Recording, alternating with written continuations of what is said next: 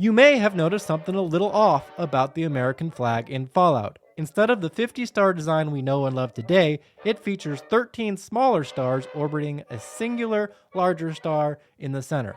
Kinda looks like the Cowpens flag from the American Revolution, right? But why?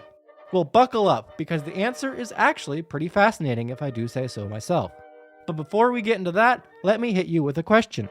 Did you know Fallout has featured 7 different versions of the American flag? Yeah, me neither, until I went down this particular rabbit hole. And trust me, it's integral to answering our big question. A Tale of Many Flags. The original Fallout had a flag that looked eerily similar to today's canonical one, except with 13 stars instead of 14. Why? Because in early Fallout lore, the US wasn't divided into 50 states, but rather 13 massive superstates called commonwealths. It was a cool idea, but unfortunately, this backstory never fully materialized.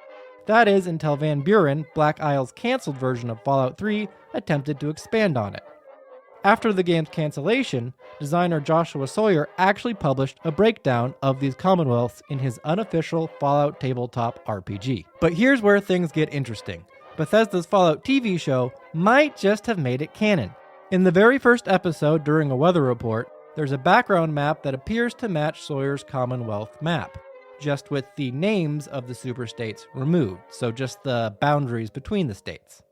Though, let's be real, some intern could have just Googled Fallout map and slapped it in there, so who knows if it truly is canonical now. The flag evolution continues. Now, Fallout 2 threw the Commonwealth concept out of the window and went with a standard 50-star flag. Maybe the devs weren't interested in the Commonwealth idea at the time, or maybe they just didn't have the time.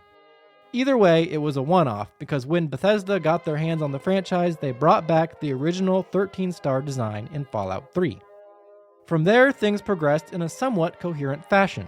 In Fallout New Vegas, specifically the Lonesome Road DLC, and every game since, the flag gained an extra star, 14 in total. Why is that? Well, the best guess is that the extra star represents the annexation of Canada in 2072, officially making it the 14th Commonwealth. So why is Fallout's flag different? Simple, because in Fallout's alternate history, the US dissolved its 50 states concept in 1969 and adopted the 13 Commonwealth, eventually 14 Commonwealth philosophy, with the annexation of Canada. It's one of those small world-building details that really sells the idea of a parallel timeline.